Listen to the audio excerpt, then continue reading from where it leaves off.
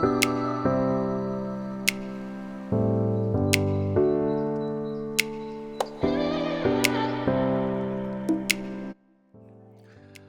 Good morning मित्रांनो, मी आहे भूषण प्रभू, blogger Bhushan या यूट्यूब चॅनलमध्ये तुमचं स्वागत आहे. आज आहे लडाख राईडचा डे 3 आणि काल आम्ही निघालो होतो चंदीगडवरून. आता डायरेक्ट सिसू या ठिकाणी पोचलो आहोत. म्हणजे अटल टनल वगैरे क्रॉस करून आम्ही पुढे आलो आहोत. तर आजचा टार्गेट आहे पुढे, आपला दुसरा लोकेशन आहे, तिकडे जात होतो. तर मध्ये एकदा स्टे घेतला, खूप रात्र झाली होती, बोललो आधीच बुक करून ठेवलं होतं, त्याच्यामुळे भेटला आम्हाला. सो इथे आता मस्तपैकी रूम वगैरे घेतल्या, 3 रूम घेतल्या.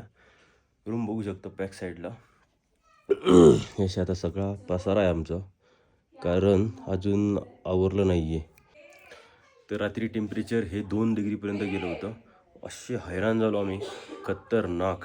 कारण डायरेक्ट दिल्लीमध्ये होतो तेव्हा 48-50 हे टेम्परेचर होतं. त्याच्यानंतर डायरेक्ट टेम्परेचर कन्वर्ट झालं ना एका दिवसात. सो असं वेगळाच फील होता. सो एक तुम्हाला बाहेरचा व्ह्यू दाखवतो, जी आता मी रूम घेतली. आता खिडकीतून दिसत नाही आहे, पण बाहेर जाऊन दाखवतो, चला.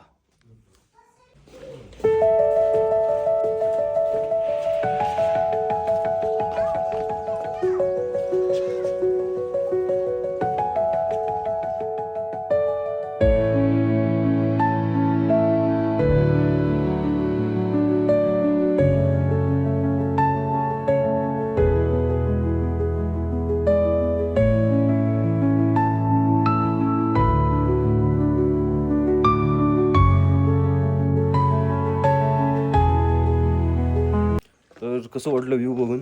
भारी वाटला की नाही? रूममधून बाहेर पडल्या असं व्ह्यू. त्यात सबकर ह्या समोरचं बघा कायदा.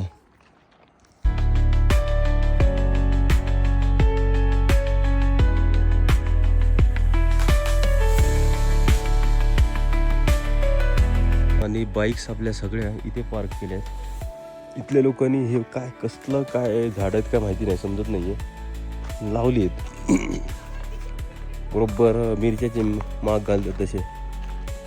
आणि आपण जिथे राहत होतो ते आहे आपलं हे होमस्टे. मस्तपैकी दिसतंय बघा, असं छान एकदम. आणि हे जे समोर जे दिसतंय ना रूममधून, एक नंबर, खतरनाक.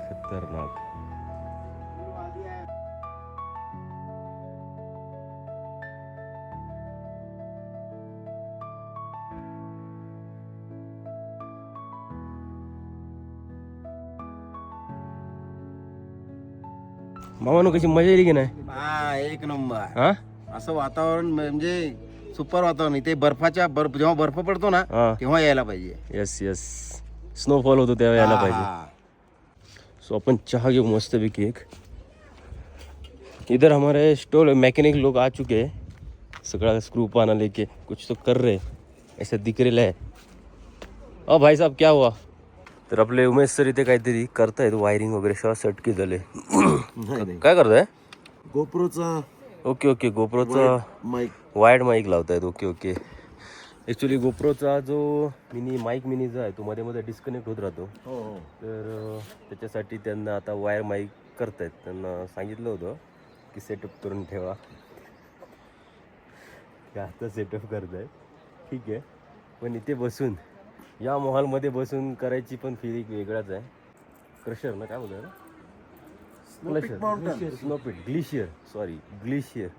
ग्लेशियर आहे. खाली बघू शकता एक नदी वाहते. रात्री आवाज येत होता तर समजत नव्हतं नक्की काय आहे. बाकी इथे थोडीशी शेती वगैरे आहे बघा. लोकांनी शेती केली, कसली आहे काय माहिती नाही. पण इथे आता रात्री आम्हाला जेवताना काकडी वगैरे काय दिलं होतं, बरेच आयटम. तर मस्त होतं काकडी वगैरे. आपल्याला चहा आणून दिलेत, तर मस्तपैकी चहा पिऊ. हा नजारा बघत आणि आपल्या पुढच्या प्रवासासाठी निकलते. चलो.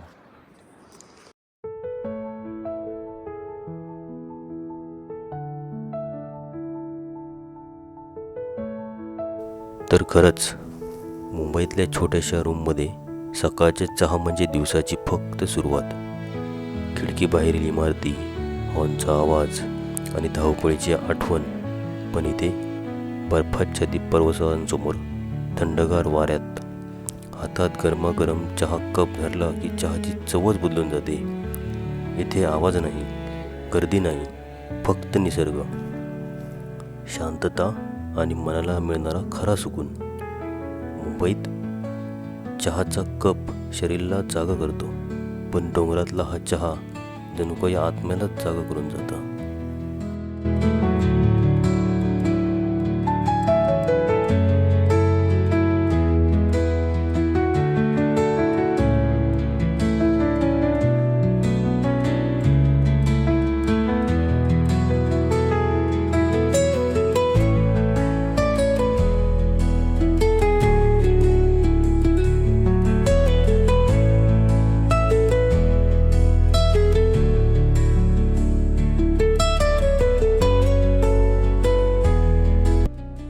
मित्रांनो, सकाळचे आता 8 वाजलेत आणि आपण आज बाईकचा कोल्ड स्टार्ट घेणार आहोत, कारण काल आपल्या टेम्परेचर इथे जवळपास 2 होतं. ओ बँडी शेर धाडा नशीब चालू झाली. मला वाटलं चालू होणार नाही, पण ठीक आहे. राईडला यायच्या आधीच मी बॅटरी चेंज करून घेतलेली, कारण लास्ट टाइम लडाखच्या वेळी प्रॉब्लेम झाला होता. तर मला थोडी भीती होती की भेंडी इथून आता परत ढकलत कशी देणार वरती, तो थोडं मला भीती होती. ठीक आहे, कोल्ड स्टार्ट फटकन घेतला.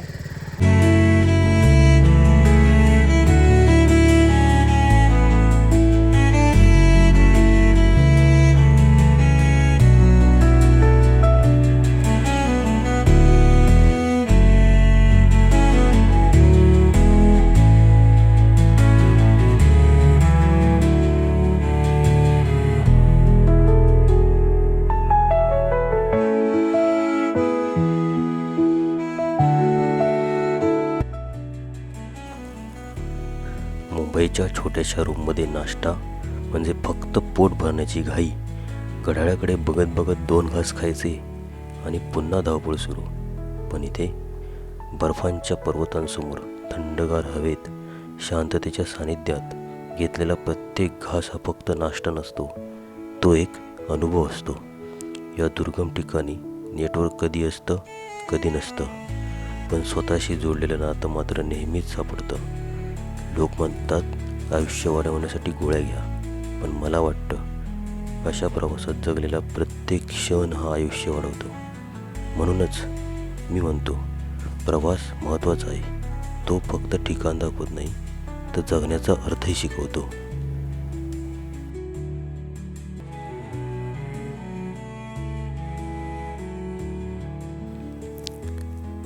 काही क्षण असे असतात जे कॅमेऱ्यात कैद होतात, पण मनातून कधीच जात नाहीत. या डोंगरांमध्ये काहीतरी मागे सोडून चाललोय, कारण पुढचा रस्ता पुन्हा एक नवीन गोष्ट लिहायला तयार आहे. तर मित्रांनो, इथे वरती बर्फ आहे आणि बर्फाच्या मधोमध एक छोटासा, हे बघा, धबधबा आहे दिसतोय. हे पाणी पडते म्हणजे बर्फ वितळतोय आणि त्याच्यातून जे पाणी पडतोय ते वाला आहे. हा बघा. तो मित्रांनो, आपण आता रॅलिंगच्या इथे आलो होतो, पद्मा होमस्टे रॅलिंगच्या इथे. म्हणजे राहण्याची सोय वगैरे जिथे आम्ही थांबलो होतो ते, तर त्याचे आपले ओनर इथे आहेत. तर त्यांच्याशी आपण बोलू, म्हणजे इथे रेट वगैरे काय आहेत, किंवा कधी येऊ, बेस्ट लोकेशन किंवा बेस्ट इथे येण्यासाठी कधी आहे, तर ते सांगतील तुम्हाला. सो आप बताइए इधर रेट वगैरह कैसा है, क्या है, खाने का वगैरह. हमको तो अच्छा लगा आपसे मिलकर, आपने बहुत अच्छा इंतज़ाम किया था. बाकी इधर आने का रहेगा तो कब आ सकते हैं, कब वेदर अच्छा रहता है? जब मर्जी आ सकते हैं. आजकल बाइक में आ सकते हैं, और बाद में ये जो अक्टूबर के बाद जो आप 4x4 गाड़ी में भी आ सकते ओके, फॉर श्योर आपका सब अवेलेबिलिटी है, मतलब इधर पूरा हैं. ठीक है. और बाकी आपका कॉन्टैक्ट नंबर बोल के रख दो. कॉन्टैक्ट नंबर है जी मेरा 85805 85969. तो थैंक यू सर जी. वापस आएंगे तो आप के पास वापस रहेंगे. Thank you so much. Best of journey. आप थँक्यू. सो आता आपण इथून निघत आहोत. मस्त वाटलं इथे आल्यानंतर, खूप भारी वाटलं. आणि जेवणाची सोय वगैरे एकदम उत्तम केली होती यांनी. सो झालं इथून. आता आपण बाईक घेऊन सगळे निघत आहोत.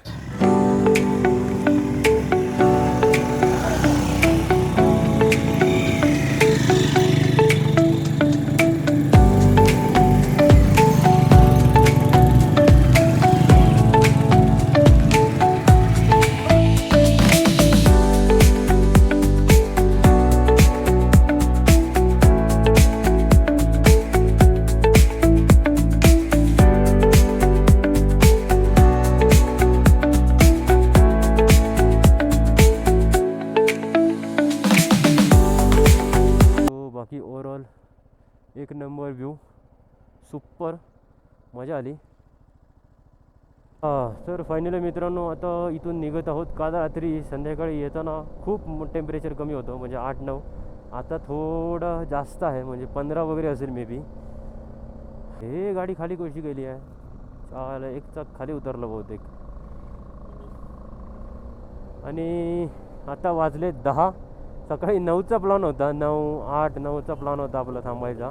निघायला का भेटलं नाही. व्ह्यूज असे भारी भारी भेटत आहेत, त्याच्यामुळे निघत असताना खाली जात असताना भाईची गाडी थोडीशी पडली, तर त्याच्यामुळे थोडासा हँडल बेंड झाल्यासारखा वाटतो आहे. सो इथे रॉयल एनफिल्डचं शोरूम आहे, त्या रॉयल एनफिल्डच्या शोरूममध्ये जरा चेक करून घेऊ की सगळं व्यवस्थित आहे की नाही. अजून खूप राईड करायची आहे, त्याच्यामुळे आताच काय ते स्ट्रेट करून घेऊ, म्हणजे जेणेकरून पुढे काय प्रॉब्लेम होणार नाही यासाठी.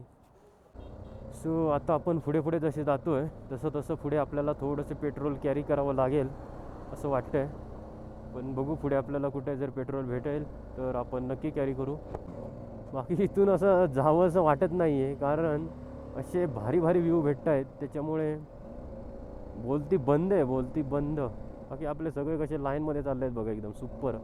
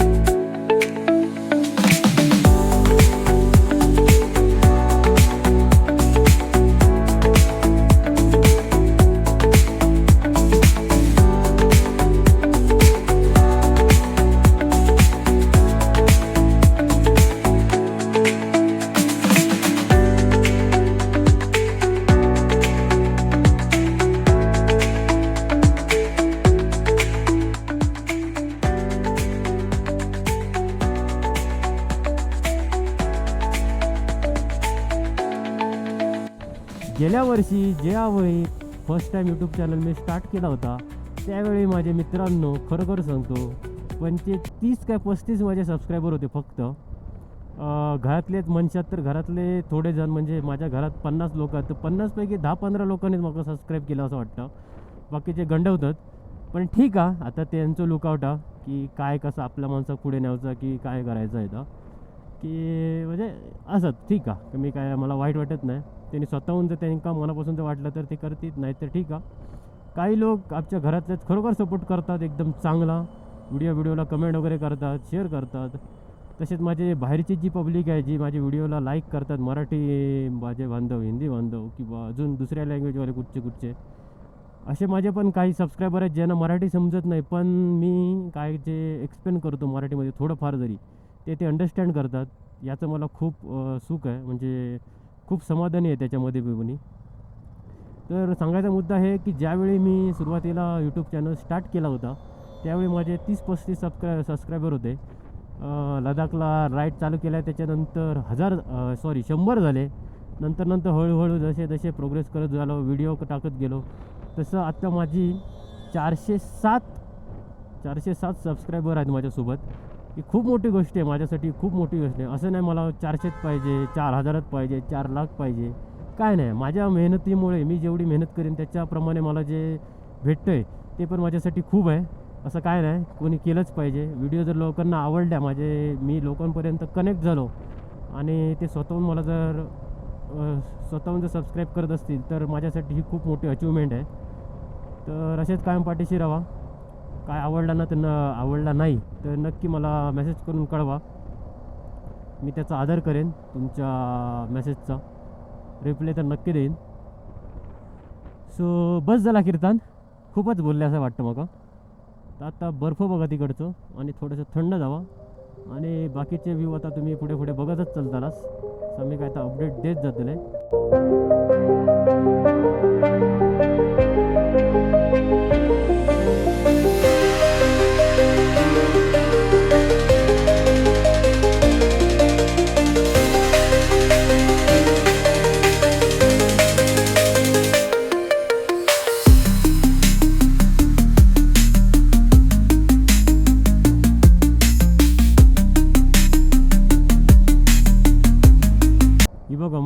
नदी दिसत होती ती हीच नदी आहे.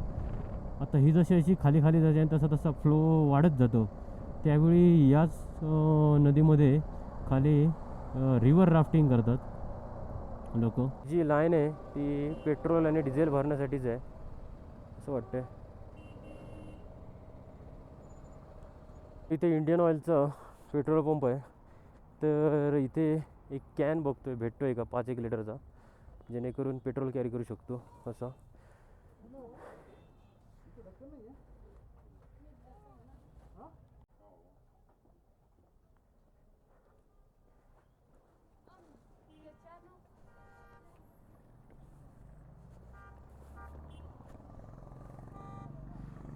ठीक आहे.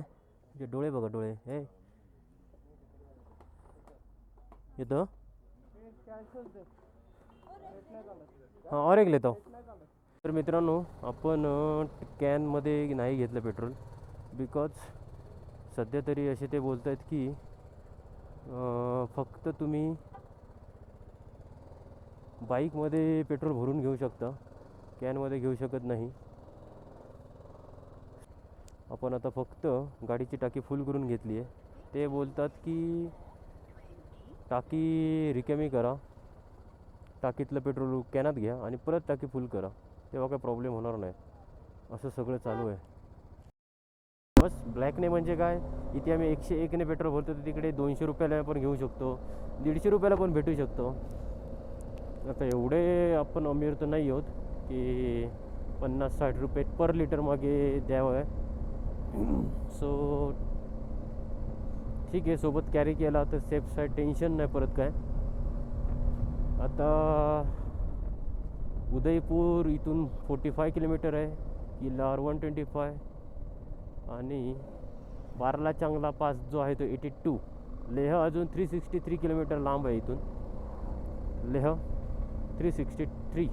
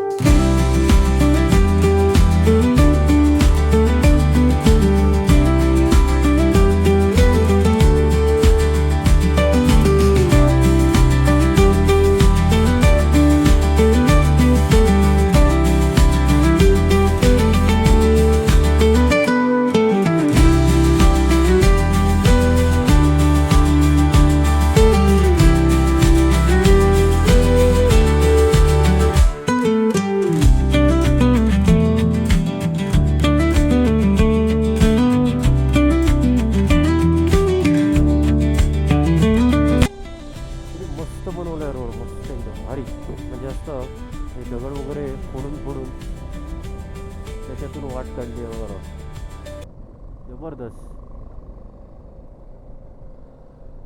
डिंगिंगरी असं काहीतरी आता आपण एंट्री केली आहे. याच्या पुढे दारच्या लागणार आहे. दारच्या जवळपास 23 किलोमीटर अजून लांब आहे. त्याच्या पुढे बाराला चांगला पास लागेल.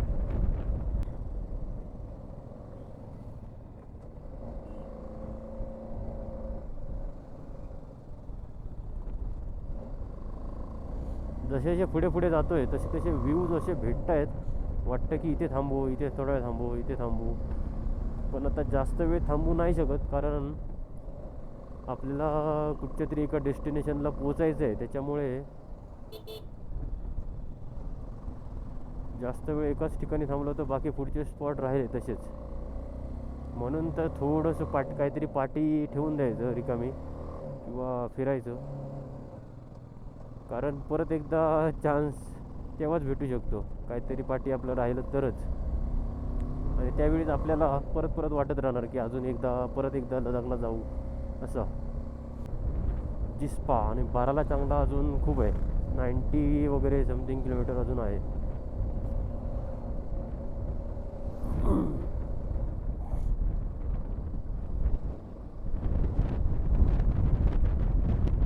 असा थंडगार वारा सुटला आहे ना, मस्त.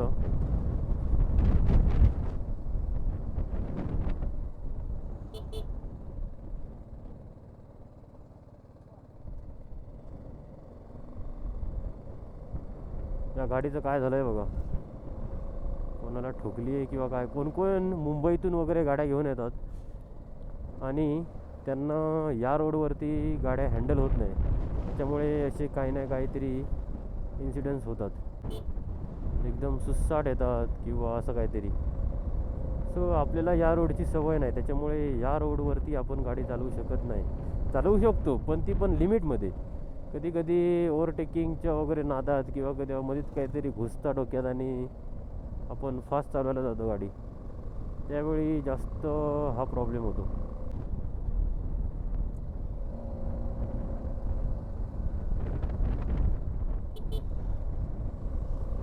बरेच रायडर लोक जास्त आहेत जे बाईक घेऊन आणि सोबत व्हेकल एक सेफ साईड.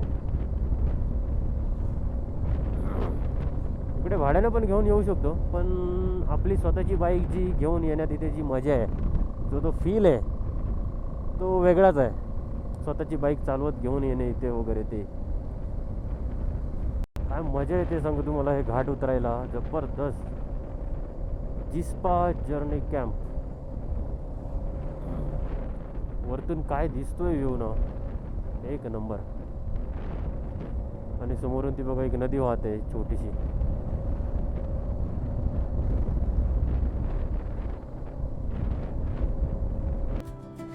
रोड दिसतोय बघा पूर्ण नदीच्या बाजूने, सुपर याचा.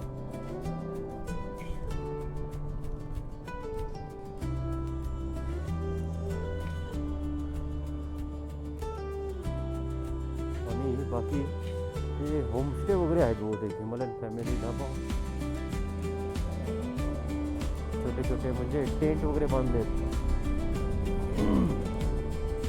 कापडी टेंट वगैरे बांधलेत बघा वरती. कॅम्प सारखं आहे.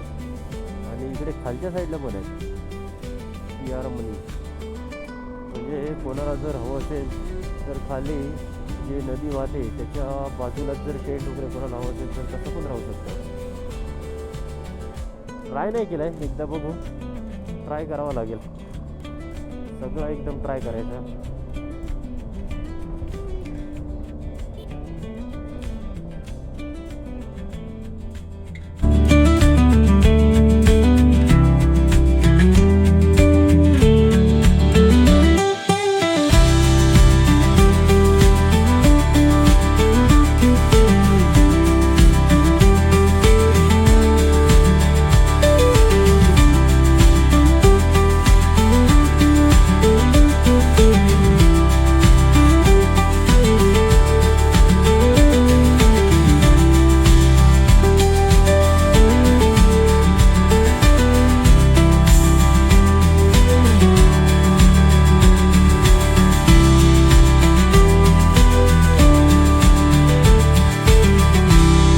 लोकेशनला थोडा वेळ थांबलो होतो.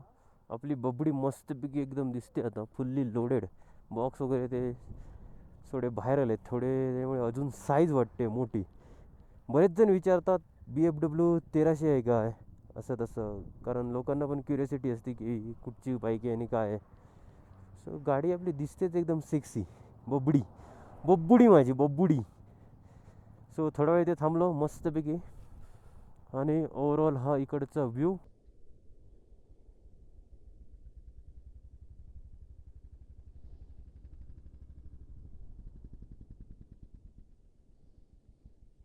तिकडे बघू शकता ते मस्तपैकी होमस्टे आहे, म्हणजे कॅम्पिंग वगैरे करतात. आणि बाकी तिकडनं सगळीकडनं पाणी वाहत वाहत वाहत सगळं खाली जातं आहे. आणि आपण चाललो आहे आता वरती. सो चला, बाकीचे फंटर आपले निघाले, आपण पण कवर करू त्यांना पटपट. एक एक अशी लोकेशन भेटत आहेत ना जिथे थांबून मन भरत नाही, पण काय करणार, भरावं लागतं कसं तरी आणि निघावं लागतं तिथून. सो ठीक आहे.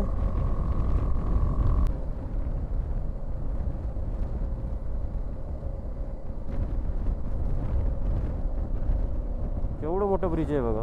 बहुतेक ते टर्न मारून, हां तेच ब्रिज पकडायचं आहे. फक्त ते U-टर्न मारून परत पाठी येऊन असं जावं लागतं. केवढं मोठं ब्रिज बांधलं आहे बघा, एकदम सुसाट आणि भन्नाट.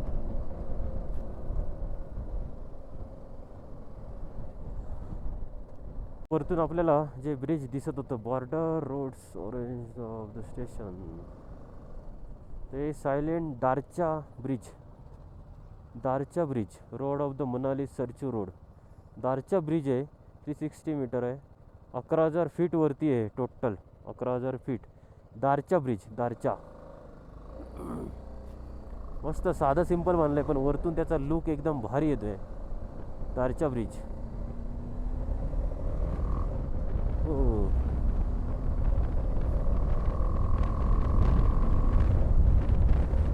आणि आपण असा तो रोड क्रॉस करून परत आपल्याला तिकडे वरती चढायचं आहे, दारच्या ब्रिजवरती.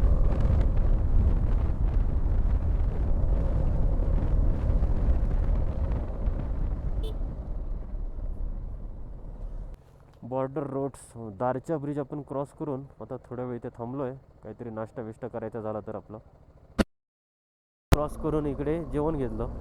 आता पुढे भेटेल की नाही माहिती नाही काय, सो मी आता जेवण वगैरे घेतलं, पाणी वगैरे पाहिजे तेवढं पिलं, कारण मध्ये मध्ये आता ब्रेक घेत राहिलो तर बराच वेळ जाणार आपल्याला.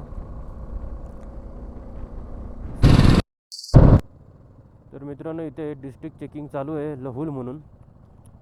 तर आता इथे ते काय काय पेपर्स वगैरे घेतात किंवा काय अजून काय माहिती नाही. बघू, एकदा चेक करून बघू काय काय घेत आहेत ते.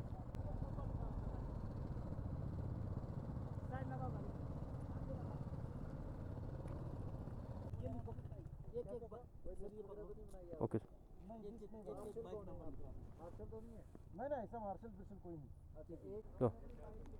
काय नंबर लिहूचा बघतो, बाकी काय नाही. तर बाईकचा फक्त आपल्याला इथे नंबर नोट करायचा आहे, बाकी तिथे डॉक्युमेंट वगैरे असे काय चेक नाही होत आहेत. चेकपोस्ट आहे त्याच्यामुळे, लहुल म्हणून, लहुल चेकपोस्ट आहे. आपण आलो मनालीवरून आलो आपण आता. हा रस्ता सरळ गेला तो झांस्कारला जातो, जिथे आपल्याला जायचं आहे. ओके, झांस्कारला सरळ जातो. ओके. इथे राईट साईडने यू टर्न घेऊन वर गेलं तर हा बारालच्चाला जाईल, घाटालो, बारालाचाला आणि लेहसाठी वरती जाणार. Okay okay okay, yes. आपण पण लेहलाच जाणार आहेत, पण आपण व्हाया झांस्कार व्हॅली जाणार आहे. ओके ओके, लेहला आपण जाणार आहोत, पण ते झांस्कार व्हॅली करून जाणार आहोत. Okay boss. So last time आम्ही जेव्हा आलो होतो लेहवरून असं आलो होतो, तिकडे न जाता आपण हा यू टर्न घेतला आणि टुवर्ड्स मनाली साईडला गेलेलो. आता एकदम अपोजिट साईडने आम्ही जात आहोत. झांस्कार व्हॅली करून आम्ही लेहला जाणार आहोत आणि तिकडनं मग येताना हा रूट मे बी असेल आमचा. ज्यावेळी 2 वर्षापूर्वी जेव्हा आम्ही आलो होतो इकडनं, त्यावेळी तर असंच आलो होतो सेम. तो कॉर्नर बघून मला थोडंसं आठवलं की तिकडे न जाता आम्ही इकडनं असं आलो होतो. सो ठीक आहे, आपला नंबर वगैरे नोट करून झाला इथे. सो आता आपण झांस्कार व्हॅलीसाठी निघतो आहे. सो जेव्हा 2 वर्षापूर्वी आलो होतो तेव्हा हा आय थिंक नव्हता, हा आत्ता बनवत आहेत. जेव्हा आलो होतो पहिल्यांदा फर्स्ट टाईम, तेव्हा तिकडनं लेहवरून आलो होतो त्या साईडने. आता हा सरळ आपण जातो आहे ते बारालाचाला झांस्कार व्हॅली करून. सो चलो. बाकी रोड कंडिशन तर एक नंबर दिसते अजूनपर्यंत तरी, सुपर रोड कंडिशन आहे. चिंचुला 39, पद्दुम मगाशी बोललेलो मी पद्दुम, ते पद्दुम आहे अजून 143 आणि चिंका 10 किलोमीटर. झांस्कार सुमडो हे 17 अजून किलोमीटर आहे. सो चलो.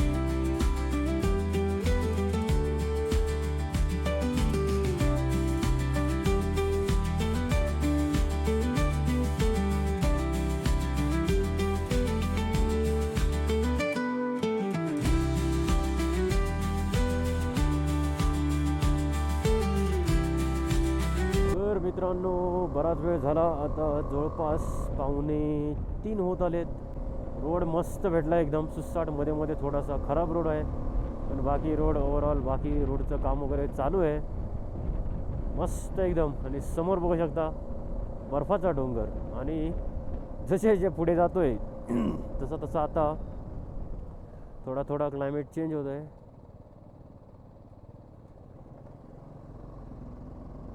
थोडा थोडा क्लायमेट चेंज होतोय म्हणजे टेम्परेचर आता कमी कमी होत चाललंय परत.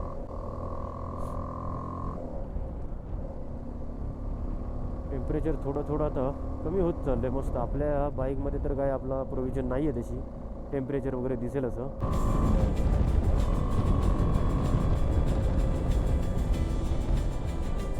समोर बघू शकता एकदम कडकमध्ये.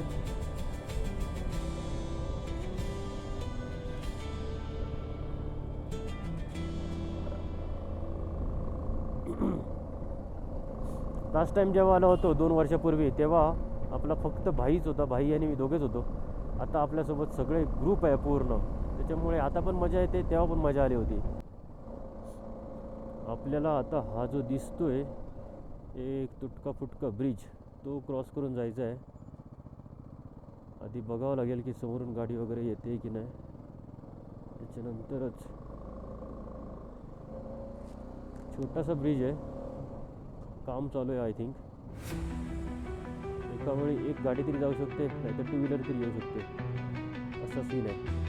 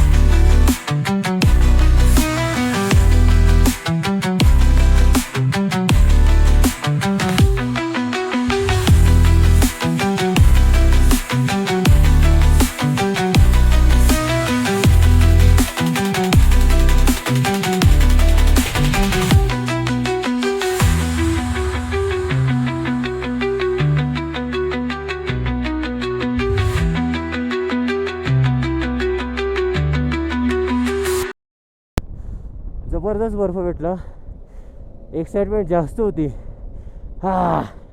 त्याच्यामुळे उड्या वगैरे मारल्या. अरे बापरे, असा श्वास फुलला आहे ना भेंडी, खतरनाक.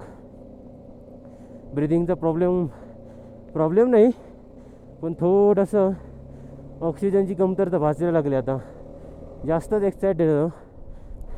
तर फायनली मित्रांनो आपण त्या डोंगराच्या वरती होतो टॉपला, तिकडनं उतरत आता फायनली आपण खाली आलेलो आहोत. झंस्कार व्हॅली एकदम खाली पोचलेलो आहोत डोंगराच्या पायथ्याशी. समोरचा व्ह्यू बघू शकता, मस्तपैकी टेंट लागलेत खाली आणि 2 डोंगरांच्या मध्ये मस्तपैकी टेंट वगैरे लागलेत. आणि मधून त्याच्यातून एक नदी पण वाहते थंड पाण्याची. सुपर आहे, सुपर. आणि तिकडे बघाल तर डोंगरावरती बर्फ पडला आहे, म्हणजे ऑलमोस्ट सगळ्याच डोंगरावरती पडला आहे बर्फ. पण हा जो दिसायला वाटतो ना एक नंबर दिसतोय. मित्रांनो इथे बोर्ड आहे, इथे बघू शकता. आता आपल्याला जायचं आहे पद्दमला. तर पद्दम आहे 87 किलोमीटर, जवळपास अजून 2-3 तास तरी लागणार आपल्याला. चेकपोस्टवरती थांबवलं, फक्त बाईकचे नंबर वगैरे लिहून घेतले, बाकी तर काय सीन नाही. आणि आता आपण चाललो आहोत पद्दुमला. आणि वाजतायत आताशे 5 वाजतायत बरोबर, अजून 2 तास तरी लागणार आपल्याला पद्दुमला पोचायला. आता पद्दुम 50 किलोमीटरवरती आहे, अजून आपल्याला पद्दुमला पोचायचं आहे. आणि वरती बघू शकता पद्दुममधून अजून 50 किलोमीटरती आहे. नाही म्हटलंच तरी 50 किलोमीटर इकडचे म्हणजे दीड तास वगैरे पकडा. ठीक आहे, पद्दुमला पोचू पटपट. रोड असे भेटले आहेत ना, गाडी एकदम फुल कॉन्सन्ट्रेशनने चालवावी लागते. सुपर. आणि जसा जसा रोड चालतोय तसा आपल्यासोबत नदी पण चालते. बघा साईडने नदी पण चालते, ती पण खालीच चालली आहे. फक्त आपल्याला जरा रोडवरती सांभाळून म्हणजे जास्तीत जास्त जो इंजिन ब्रेक आहे त्याचा यूज करतो आहे मी, आणि दुसऱ्या तिसऱ्या गिअरमध्येच ठेवून गाडी चालवतो आहे, आणि उतार आहे त्याच्यामुळे. मित्रांनो किती भारी वाटतं आहे बघा हे. अशी मोठा नदीचा फ्लो वाढला आहे आता, आणि त्याच्यासोबत आपला रस्ता पण.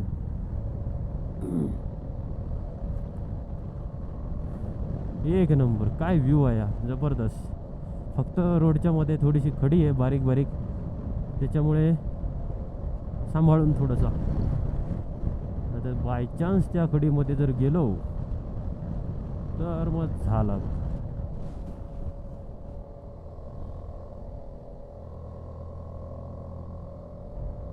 थोडासा ऑफ रोड पॅच आलाय आपला. फक्त गाडी बंद पडतं का म्हणे बस, बाकी मी सगळं हँडल करेन. गाडी बंद पडली तर सत्यानाश. येते कौन बोलता है गोरिल्ला ऑफ रोड कर नहीं सकता है. ये देखो गोरिल्ला अपना ऑफ रोड कर रहा है.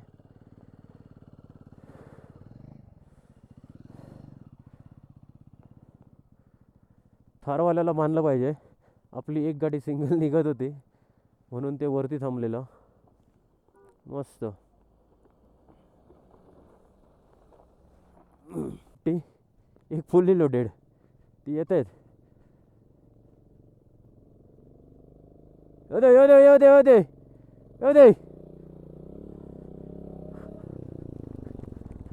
येऊ चला फर्स्ट गिअरमध्ये ठेवा, फर्स्ट गिअरमध्ये.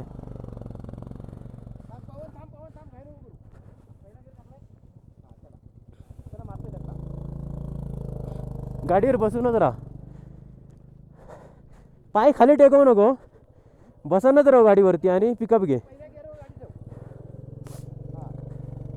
गाडीवर बस. ओके, गाडी निघाली असती, फक्त ते थांबले म्हणून निघाली नाही, नाही तर आरामात निघाली असती. मजा आहे की नाही, पैसा वसूल. सो हा पॅच पण वरचा खराब आहे थोडासा. सो मी परत आलो खाली भाईची गाडी घेऊन जाण्यासाठी, कारण भाईची गाडी आधीच इकडे पडली होती.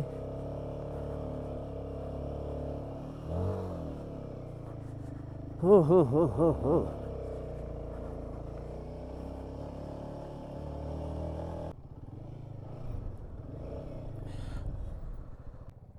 तर मित्रांनो पद्युमला पोचलो आपण, आणि मस्तपैकी एक शांती स्तूप आहे. ट्रक पूर्ण पलटी झाला आहे, ते पूर्णपणे पलटी झाला आहे. बहुतेक इथल्या कामगारांचाच असेल, बहुतेक ब्रेक फेल वगैरे असं काहीतरी सीन झाला असेल, त्याच्यामुळे. असं कोणाला काही जीवितहानी वगैरे झालेली नाही असेल एवढीच इच्छा.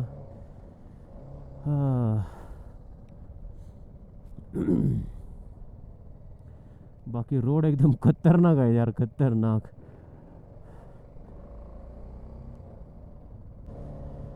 कसली युटर्न आहे, एक नंबर बेकार युटर्न आहेत, बेकार.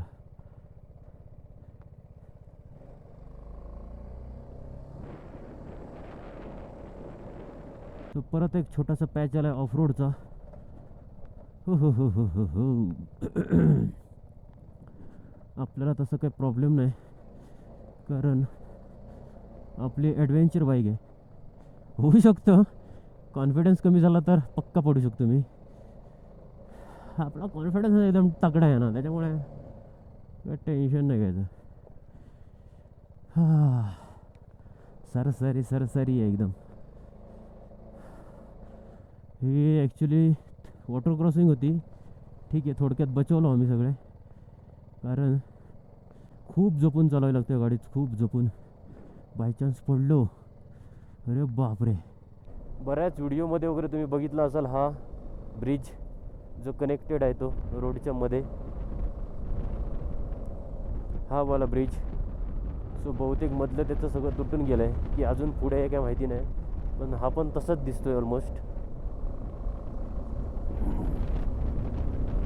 हवा एवढी थंड सुटली आहे ना, पूर्ण दगडाचा हे आहे, काय बोलतात तो डोंगर, पूर्ण दंगड.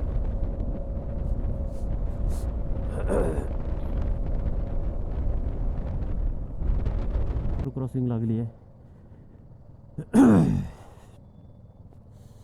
जसे जसे संध्याकाळ होईल तसं वॉटर क्रॉसिंग ह्या लागणार आहेतच.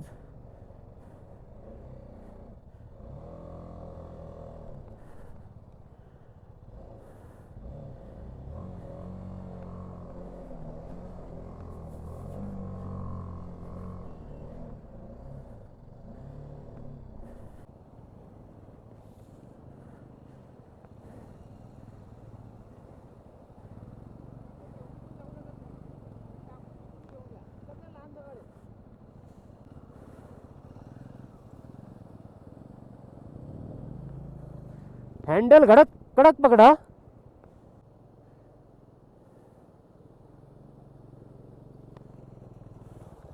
ओके, सगळ्या गाड्या आपल्या व्यवस्थितरित्या बाहेर पडल्यात, काही टेन्शन नाही.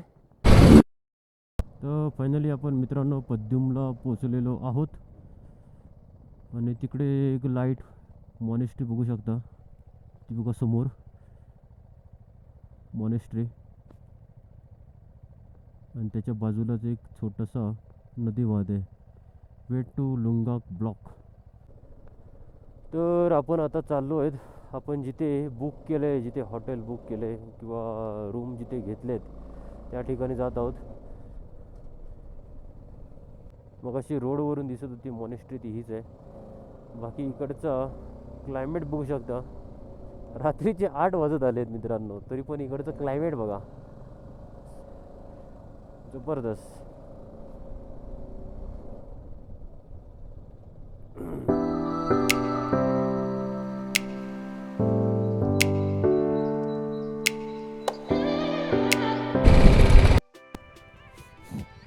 तर फायनली आपण मित्रांनो होमस्टेच्या इथे पोचलेलो आहोत सगळेजण.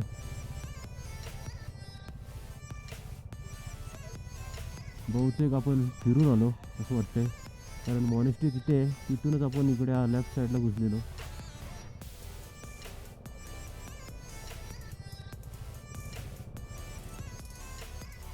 सो बाईक आपल्या इथूनच ओपनमध्ये पार्क कराव्या लागतील.